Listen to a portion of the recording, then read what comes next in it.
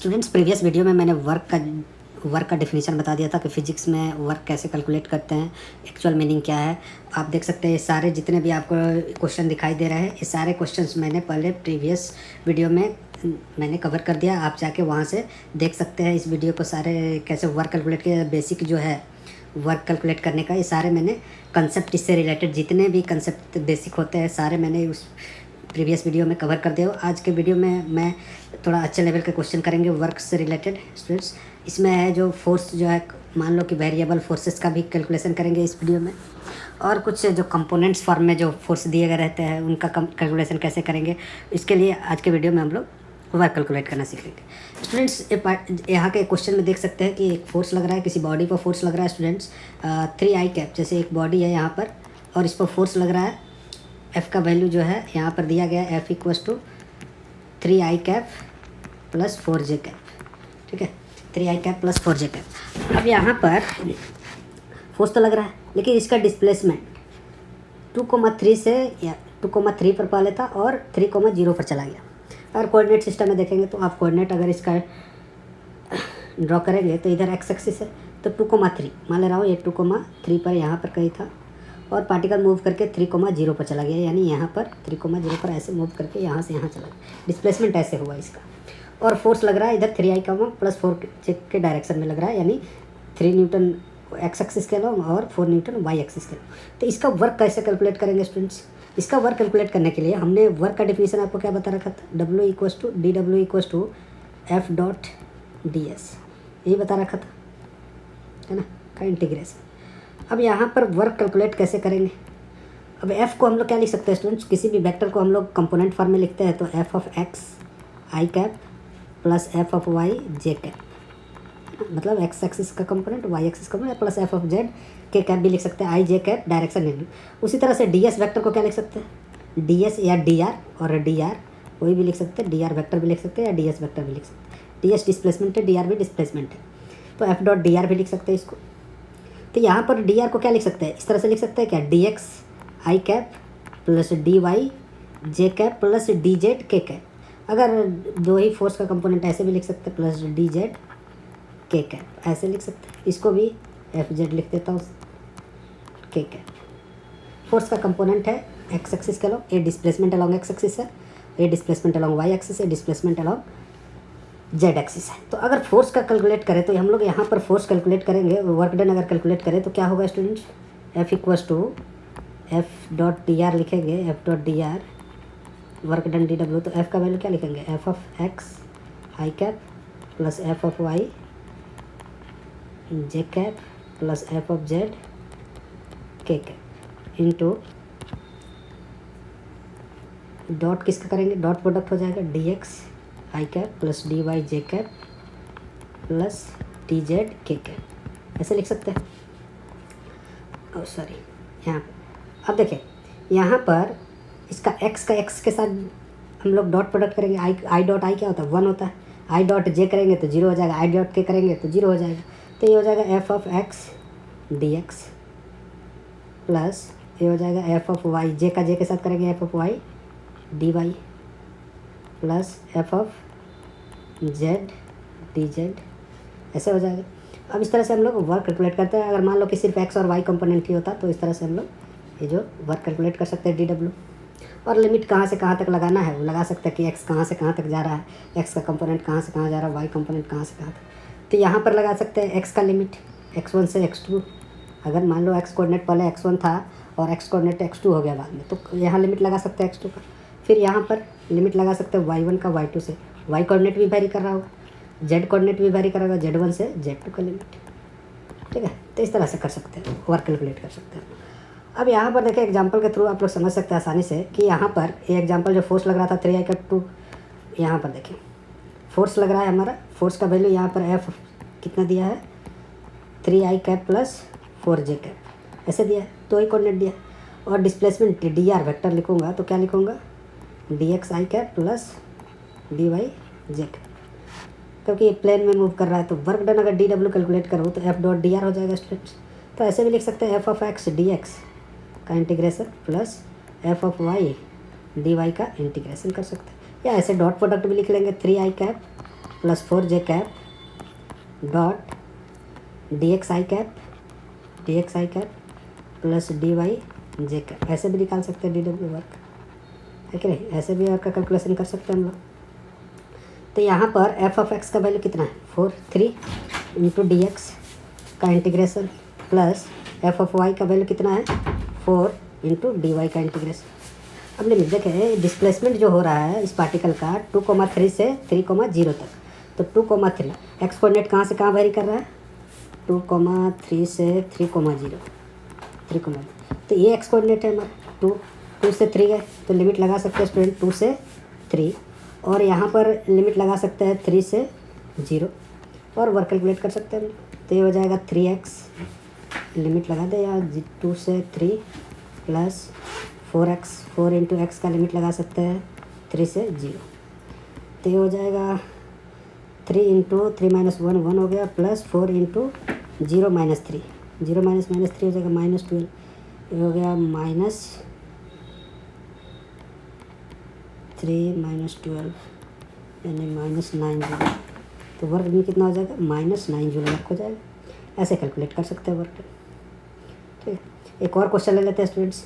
यहाँ पर देखें बोला है a body is subjected to constant force given by F i minus i plus 2j 3k cap, इतना न्यूटन दिया। Work done by the force moving the body through the distance of 4 metre along x axis z axis and 3 metre along y axis. तो यहाँ पर देखें displacement जो हो रहा है हमारा जो डी एस वैक्टर है वो कितना हो जाएगा, डी एस वैक्टर जो होगा वो होगा 4k cap plus 3j cap. ठीक है, इतना डिस्प्लेसमेंट। तो वर्क डन कैलकुलेट कर सकते हैं। डी डब्ल्यू कितना हो जाएगा एफ डॉट डी एस का इंटीग्रेट। तो यहाँ पर minus I cap plus 2j cap plus 3k cap into dot product हो जाएगा 0 I cap plus 3j cap plus 4k cap. ठीक है, अब देखिए इसका डॉट प्रोडक्ट निकालेंगे तो ये तो 0 हो जाएगा, प्लस इसका डॉट प्रोडक्ट 6, इसका डॉट प्रोडक्ट 12, तो ये हो जाएगा 18 जूल आ गया स्टूडेंट्स। तो इस तरह से अगर फोर्स दिया हो कंपोनेंट फॉर्म में तो हम लोग वर्क डन कैलकुलेट कर सकते हैं, 18 जूल वर्क आएगा। अब देखो work done by variable forces, ये तो कंपोनेंट फॉर्म में हमने निकाल लिया। अब वेरिएबल फोर्सेस का वर्क डन कैलकुलेट करेंगे। अब यहाँ पर देखें कि ग्रेविटी का वर्क कैलकुलेट करेंगे, फिर नॉर्मल रिएक्शन का, फिर टेंशन, एक एक करके सारे टॉपिक को हम लोग देखेंगे। देखो यहाँ पर हमसे ये एग्जांपल दिया गया, यहाँ पर 2 ब्लॉक है, एक मास 20 kg और 10 kg का है, यहाँ पर फोर्स 120 लग रहा है, तो इसका डिस्प्लेसमेंट हुआ 100 मीटर। तो इसका वर्क कैलकुलेट कर सकते हैं। यहाँ नॉर्मल का वर्क कैलकुलेट किया जा सकता है, इस फोर्स का वर्क कैलकुलेट किया जा सकता है। नॉर्मल का नेट वर्क कितना होगा इंटरनल फोर्सेस का। यहाँ पर देखिए एक पुली लगा हुआ है, पुली से पुली कनेक्टेड है, इसमें वर्क डन कैलकुलेट करना है हमें। तो यहाँ पर ये वी वेलोसिटी से नीचे जा रहा है, तो वर्क डन बाई टेंशन कितना होगा इस बॉडी पर, इस बॉडी पर कितना वर्क डन बाई टेंशन होगा। ऐसे कैलकुलेशन हम लोग करेंगे एक एक करके।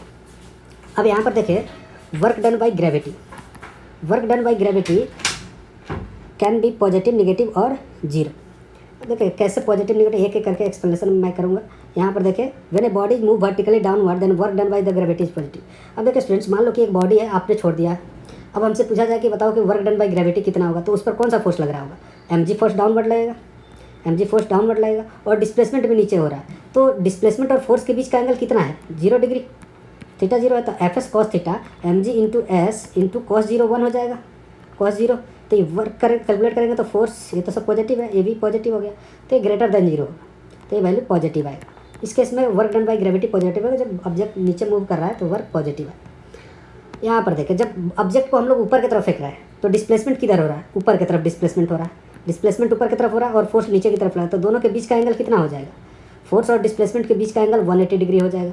180 डिग्री है तो वर्क डन कितना हो जाएगा, माइनस हो जाएगा, क्योंकि F M G into S cos 180 degree है, कॉस 180 डिग्री का वैल्यू कितना होता है -1 होता है, तो यहाँ पर वैल्यू निगेटिव आ जाएगा, तो यहाँ पर वर्क डन निगेटिव होगा ग्रेविटी की वजह से।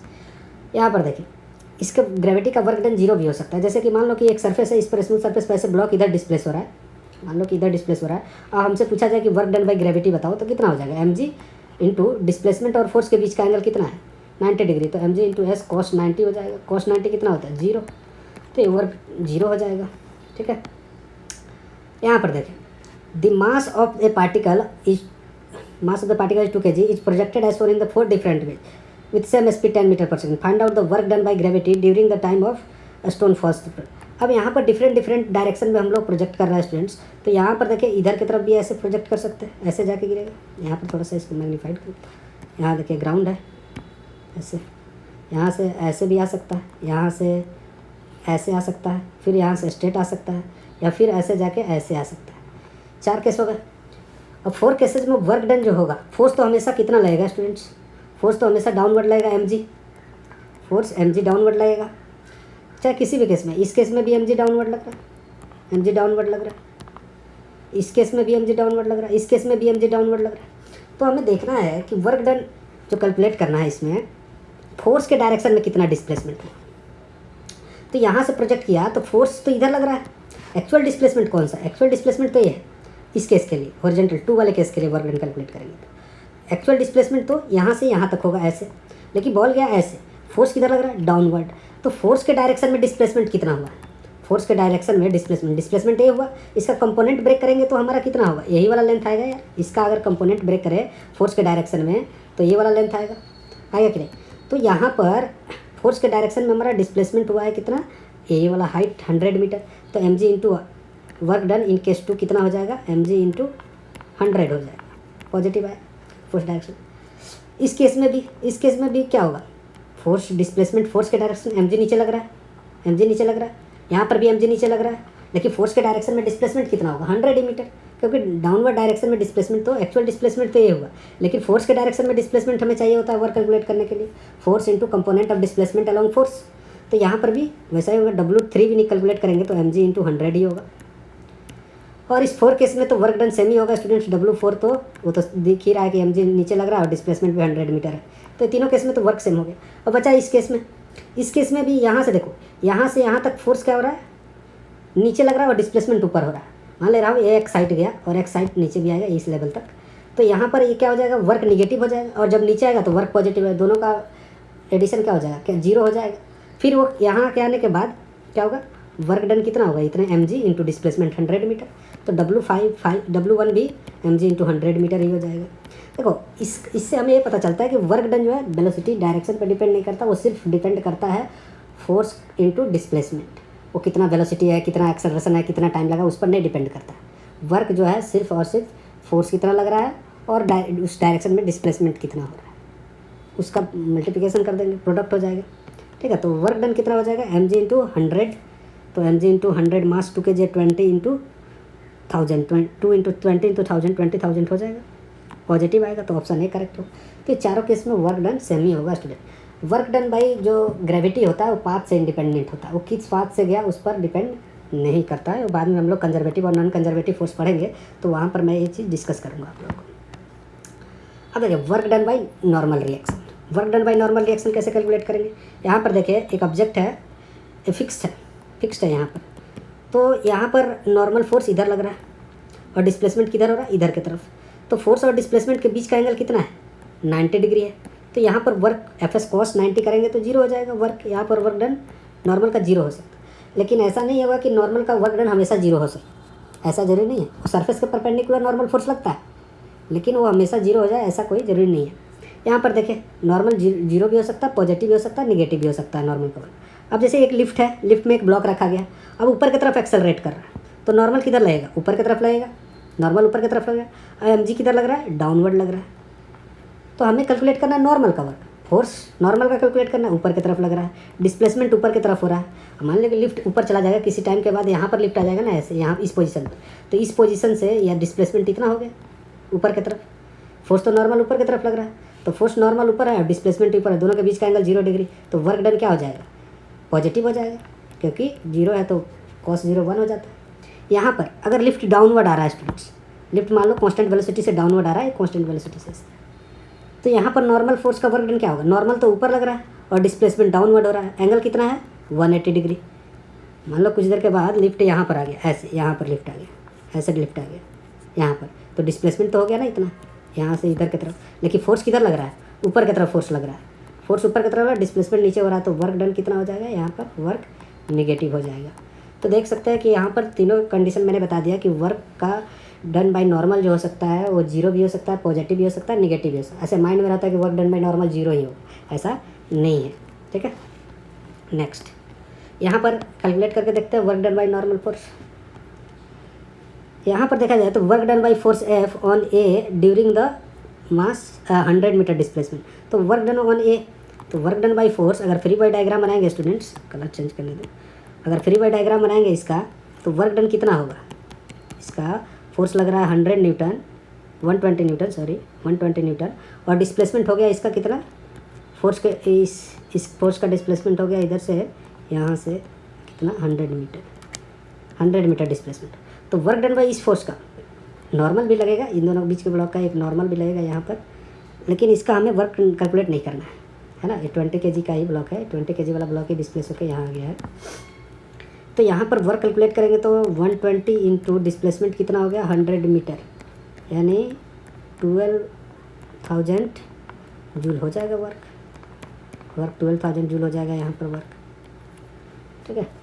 लेकिन अगर वर्क डन बाय नॉर्मल पूछता है स्टूडेंट्स, तो work done by normal on block 20 kg, वो नीचे होगा शायद, force on during displacement, work done by force F on B block during the force. अब देखिए ये वाला फोर्स क्या बी ब्लॉक पर लग रहा है, नहीं स्टूडेंट्स, ये फोर्स 120 न्यूटन फोर्स जो है ब्लॉक ए पर लग रहा है, इसके बीच में तो नॉर्मल फोर्स लग रहा है, इधर नॉर्मल लग रहा है तो इस ब्लॉक पर भी नॉर्मल लग रहा होगा, इस ब्लॉक पर भी राइट साइड में नॉर्मल लग रहा होगा बी पर, तो इस पर जो वर्क करेगा वो नॉर्मल करेगा।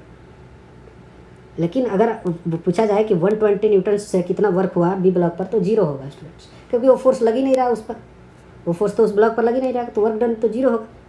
लेकिन अगर हमसे पूछ दिया जाए कि work done by F on B during the force, तो 0 जूल सही करेक्ट आंसर होगा, क्योंकि ये फोर्स तो बी ब्लॉक पर लग ही नहीं रहा है, किस पर लग रहा है, तो ये ब्लॉक पर लग रहा है, इस फोर्स पर लग रहा है, इस पर लग रहा है, तो इस पर वर्क कैलकुलेट करेंगे। हाँ, ये जरूर पूछा जा सकता है कि work done by normal on block A, work done by normal on block B. तो अब देखें, अगर फ्री बाई डायग्राम हमने बनाया है ब्लॉक ए का, तो एक तो फोर्स लग रहा था 120 न्यूटन एफ, और इधर से नॉर्मल फोर्स लग रहा था। अगर इसका फ्री बाई डायग्राम बनाएंगे ऐसे, तो इस पर हमारा नॉर्मल इधर लग रहा होगा, नॉर्मल इधर लग रहा है, और डिस्प्लेसमेंट इधर की तरफ हो रहा है, ठीक है। तो इसका डिस्प्लेसमेंट भी 100 मीटर होगा, और इसका भी displacement 100 metre. Work done by normal on block A कितना हो जाएगा, फोर्स लग रहा है इधर और डिस्प्लेसमेंट हो रहा है राइट साइड में, फोर्स इधर लग रहा है और डिस्प्लेसमेंट हो रहा है, नॉर्मल इधर है, डिस्प्लेसमेंट 100 मीटर, राइट साइड में एंगल है 180 डिग्री, तो हो जाएगा n इंटू 100 जूल हो जाएगा। n कैलकुलेट कर सकते हैं हम लोग, n कैलकुलेट करेंगे स्टूडेंट्स, हम लोग n कैलकुलेट करेंगे। इस पर वर्क डन पूछा जाए, work done by normal on block B, work done by normal on block B कितना होगा, नॉर्मल इधर है राइट साइड में लग रहा है इंटू 100, सॉरी यहाँ पर माइनस होगा ना, क्योंकि 180 डिग्री cos 180 माइनस हो जाएगा, यहाँ पर हो जाएगा 100 इंटू cos 0, यहाँ पर 100 जूल हो जाएगा, 100 जूल हो जाएगा, ठीक है। अब यहाँ पर क्या कर सकते हैं हम लोग स्टूडेंट्स, देखें तो नॉर्मल का वैल्यू कैलकुलेट कर सकते हैं, आप लोग NLM में ऑलरेडी पढ़ चुके हैं। इस पूरे को सिस्टम मान के एक्सेलरेशन कैलकुलेट कर ले, है ना। यहाँ पर देखें, इस पूरे को हम लोग सिस्टम मान के एक्सेलरेशन कैलकुलेट कर सकते हैं, दोनों का मास दिया है, फोर्स दिया है, तो एक्सेलरेशन का वैल्यू कितना हुआ होगा, दोनों साथ में मूव कर रहा है, तो ये force 120 Newton divided by mass 30 kg, दोनों का सम करना, तो 4 मीटर पर सेकेंड स्क्वायर। तो अगर एक का नॉर्मल कैलकुलेट करें, इस नॉर्मल मान लो राइट वाले 10 kg ब्लॉक पर इधर लग रहा था 10 kg ब्लॉक पर, और एक्सेलरेशन हमने कैलकुलेट कर लिया 4 मीटर पर सेकेंड स्क्वायर, तो नॉर्मल का वैल्यू तो निकल ही गया, मास इंटू एक्सेलरेशन, 10 इंटू एक्सेलरेशन का वैल्यू 4 यानी 40 न्यूटन, तो नॉर्मल का वैल्यू हमें निकल गया। तो वर्क डन भी कैलकुलेट कर सकते हैं, वर्क डन बाई नॉर्मल कितना था n into 100, work done by normal on block A, block B पर जो था, ब्लॉक बी पर कितना हो जाएगा, इतना जूल था, पॉजिटिव वर्क था, कितना हो जाएगा 40 इंटू 100, पॉजिटिव हो जाएगा 4,000 हो जाएगा, 4,000 जूल हो जाएगा, ठीक। अगर इस पर वर्क कैलकुलेट किया जाए, इस ब्लॉक पर ए ब्लॉक पर तो नॉर्मल इधर लग रहा था और डिस्प्लेसमेंट 100 हो रहा था, तो इस पर वर्क डन ऑन ए कितना हो जाएगा 40 न्यूटन, 40 न्यूटन इंटू 100 माइनस हो जाएगा। तो देखो दोनों में वर्क डन सेम ही आया, इसमें और इसमें work done by normal same ही आया, इस ब्लॉक में वर्क डन राइट साइड में हो रहा है, और इसमें वर्क डन लेफ्ट साइड में हो रहा है। मतलब वर्क डन राइट साइड क्या होता है, work done by normal 40 joule आया, इसमें वर्क डन बाई 40 न्यूटन है, 4,000 जूल इसमें आया, इसमें 4000 इसमें विजुअल, लेकिन ये निगेटिव आया और ये पॉजिटिव है। अगर दोनों का वर्क डन कैलकुलेट करें स्टूडेंट्स तो क्या हो जाएगा, 0 हो जाएगा। अगर दोनों नॉर्मल का इंटरनल फोर्स है नॉर्मल फोर्स, तो वर्क डन कैलकुलेट किया जाए तो 0 हो जाता है। तो यहाँ पर work done by normal force क्या हो गया, 0। Work done by normal force 0 हो गया, ठीक है। तो इसमें पूछा है work done by normal reaction on B and A. B पर पॉजिटिव हुआ था क्योंकि डिस्प्लेसमेंट राइट साइड लग रहा है, फोर्स राइट से, तो बी पर पॉजिटिव हो जाएगा, ये ऑप्शन बी करेक्ट हो जाएगा, ठीक है। बेसिक क्वेश्चन था, नॉर्मल का वैल्यू कैलकुलेट। अब नेक्स्ट क्वेश्चन है students, a block of mass M is release from the top of the smooth fixed incline plane. जैसे इंक्लाइन प्लेन से यहाँ से रिलीज कर दिया गया, इंक्लाइन प्लेन थीटा, इसका थीटा एंगल है। Find out the work done by normal reaction and gravity during the time block comes to bottom. अब यहाँ पर देखिए, यहाँ से यहाँ तक अगर आया, फिक्स्ड है, वेज फिक्स्ड है, यहाँ से यहाँ तक आया तो वर्क डन कितना होगा, अगर एच हाइट एच है तो। अब फोर्स, नॉर्मल फोर्स इधर लग रहा है, नॉर्मल का और ग्रेविटी का वर्क कैलकुलेट करना है। तो यहाँ पर तो सिंपल सी बात है, नॉर्मल और डिस्प्लेसमेंट कितना एंगल बना रहा है, 90 डिग्री। तो वर्क डन बाई नॉर्मल कितना हो जाएगा, 0, क्योंकि वेज फिक्स है। और एम जी किधर लग रहा है, डाउनवर्ड। जब ब्लॉक यहाँ आ जाएगा स्टूडेंट्स, जब ब्लॉक यहाँ पहुँच जाएगा तो डिस्प्लेसमेंट फोर्स के डायरेक्शन में कितना होगा, अरे एच ही हुआ यार, इतना ही तो आया नीचे फोर्स के डायरेक्शन में, इतना डाउन आ गया। फोर्स के डायरेक्शन में पहले यहाँ था और वहाँ से इतना नीचे आ गया फोर्स के डायरेक्शन में। फोर्स एम जी डाउनवर्ड लग रहा है, इस डायरेक्शन में इतना आ गया, तो एम जी इंटू एच हो जाएगा वर्क। तो 0, mgh हो जाएगा, आंसर बी करेक्ट, ठीक है। अब वर्क डन बाई टेंशन, अब देखिए स्टूडेंट्स, यहाँ पर डिस्प्लेसमेंट मान लो राइट साइड एस हुआ यहाँ पर इस क्वेश्चन के लिए फॉर एग्जांपल। अब work done by tension on A. अब देखिए यहाँ पर टेंशन, तो इस पर राइट साइड हमेशा बॉडी से टेंशन हमें लगता है, इस पर टेंशन किधर रहेगा, लेफ्ट साइड। अगर इसका फ्री बाई डायग्राम है तो work done by tension on A calculate करें तो कितना हो जाएगा, पॉजिटिव हो रहा है, डिस्प्लेसमेंट टी इंटू एस हो जाएगा। अगर वैल्यू ले लें टी इंटू एस हो जाएगा सीधे, टी डॉट डी एस ले लेता हूँ, डिस्प्लेसमेंट या एस ले लो कोई दिक्कत, T dot T S cos 0 हो जाएगा, क्योंकि फोर्स और डिस्प्लेसमेंट एक ही तरह से पॉजिटिव आएगा। और इस केस में फोर्स और डिस्प्लेसमेंट अपोजिट डायरेक्शन में, तो टी एस कॉस 180 आएगा, तो ये निगेटिव हो जाएगा। अब इसमें देखें, इस पर force work done by net work done by tension और इंटायर सिस्टम, तो ये पूरे सिस्टम पर वर्क कितना होगा स्टूडेंट्स। अगर पूरे को सिस्टम माने तो इंटरनल फोर्स हो गया, इंटरनल फोर्स का वर्क डन अगर कैलकुलेट करेंगे तो यहाँ पर टी एस पॉजिटिव आया, यहाँ पर टी एस निगेटिव आया, दोनों को ऐड करेंगे तो ये 0 हो जाएगा, 0 हो जाएगा। तो work done by internal force क्या हो गया, यहाँ पर 0 हो गया। तो वर्क डन बाय टेंशन जो होता है वो 0 होता है students, work done by tension. Internal force है तो टेंशन का वर्क 0 हो जाएगा। अब यहाँ पर देखें, यहाँ पर हमसे पूछा कि वर्क डन बाय टेंशन बताओ, तो यहाँ पर क्या होता है, जब भी जैसे पेंडुलम है तो यहाँ पर फोर्स और डिस्प्लेसमेंट, ऐसा ही सर्कुलर मोशन में हमने पढ़ा था कि यहाँ पर फोर्स डिस्प्लेसमेंट इधर हो रहा है और फोर्स टेंशन फोर्स बॉडी से आगे लग रहा है। यहाँ पर देखें, टेंशन इधर लग रहा है और फोर्स डिस्प्लेसमेंट इधर हो रहा है, यहाँ पर टेंशन इधर लग रहा है, डिस्प्लेसमेंट इधर हो रहा है, तो वर्क क्या हो जाएगा, यहाँ पर निगेटिव हो जाएगा, सॉरी वर्क डन यहाँ पर 0 हो जाएगा, क्योंकि cos 90 0 हो जाएगा, cos 90 0 होता है तो वर्क डन 0 हो जाएगा, ठीक है। अब देखिए, work done by internal tension acting on the system is always 0। Work done by tension on the system is always 0। Tension का वर्क डन जो होता है स्टूडेंट्स वो हमेशा 0 होता है, ठीक है। इसके लिए यहाँ पर देखिए डायग्राम में, इस बॉडी का अगर फ्री बाई डायग्राम बनाएंगे तो टेंशन ऊपर लग रहा है, इस पर भी टेंशन ऊपर लग रहा है, ठीक है। तो मान लो कि ये ब्लॉक नीचे एस आएगा तो ये ब्लॉक एस ऊपर जाएगा, एस ऊपर जाएगा, तो यहाँ पर टेंशन का वर्क क्या हो जाएगा, पॉजिटिव हो जाएगा। इस ब्लॉक पर टेंशन का वर्क कितना हो जाएगा, टी इंटू एस पॉजिटिव हो जाएगा, प्लस इसका वर्क कैलकुलेट करेंगे तो माइनस टी एस हो जाएगा, क्योंकि यहाँ cos 180 डिग्री हो जाएगा डिस्प्लेसमेंट और फोर्स के बीच का एंगल, तो ये हो जाएगा 0, ये हो गया 0, ठीक है। तो work done by internal force जो होगा टेंशन का वो 0 हो जाता है, इसलिए लिखा है sigma T into X equal to 0। ऐसे भी लिख सकते हैं, अगर इसको डिफ्रेंशिएट कर दे टाइम के रेस्पेक्ट में स्टूडेंट्स, तो T into V T dot V equal to भी 0 होता है, sigma T dot V equal to भी 0 होगा अगर डिफ्रेंशिएट कर देते हैं।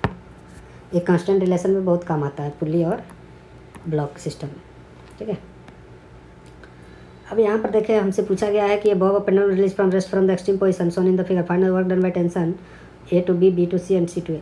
वर्क डन बाय टेंशन क्या होगा, हमेशा 0 होगा स्टूडेंट्स। ए टू बी में work done by tension, force हमेशा परपेंडिकुलर है, यहाँ से यहाँ जाएगा तो 0 ही होगा, ऑप्शन ए करेक्ट है, क्योंकि फोर्स और डिस्प्लेसमेंट परपेंडिकुलर है।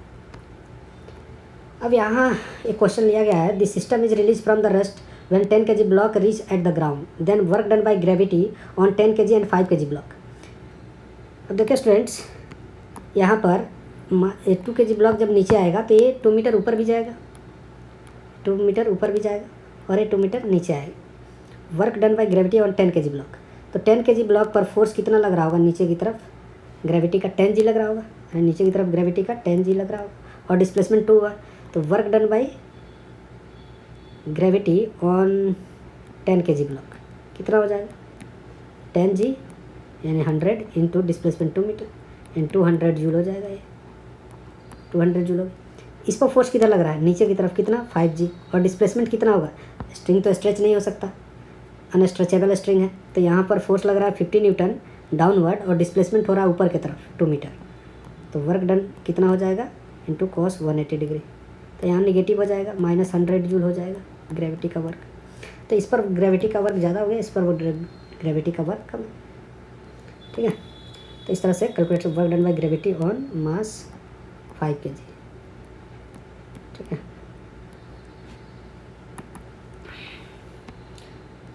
अब क्या पूछा गया है, वर्क डन रिस्टम then reach the ground then work done by tension on 5 kg। अब यहाँ पर students work done by tension निकालना है, तो ये एनएलएम में आप लोग ऑलरेडी टेंशन कैलकुलेट करना तो सीख ही चुके हैं। ऐसे भी कर सकते हैं, यहाँ पर टेंशन ऊपर लगेगा और नीचे में 5 g लगेगा, यहाँ पर इसका फ्री बाय डायग्राम बनाएंगे तो टेंशन ऊपर और इधर 10 g लगेगा, 10 g नीचे की तरफ 10 g लगेगा, ओके। और इसका एक्सेलरेशन अगर ए मान लो तो इसका भी एक्सेलरेशन ऊपर की तरफ ए होगा। तो इक्वेशन हम मोशन से सॉल्व कर सकते हैं, पर इसके लिए अगर लगाऊँ तो 10 g, सॉरी इक्वेशन हम मोशन एनएलएम से, एनएलएम में तो ऑलरेडी पढ़ चुके हैं, force equal to mass into acceleration का यूज करें, net force equal to mass into acceleration.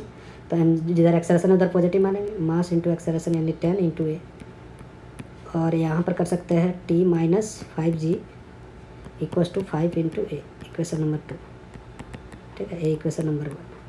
तो यहाँ पर इन दोनों को ऐड करके हम लोग टेंशन निकाल सकते हैं, ऐड कर देंगे तो एक्सेलरेशन निकल जाएगा, तो ये हो जाएगा 5g इक्वल टू 15a, तो ए इक्वल टू हो जाएगा g/3। तो इससे अब टेंशन भी निकाल सकते हैं, किसी भी इक्वेशन में हम लोग पुट कर देंगे तो टेंशन का वैल्यू निकल जाएगा, 100 minus t equal to 10 into 10/3, है ना। तो t इक्वल टू कितना हो जाएगा, यहाँ पर कैलकुलेट कर 100 माइनस 300 में 200/3 आ जाएगा, इतना न्यूटन आ जाएगा फोर्स का।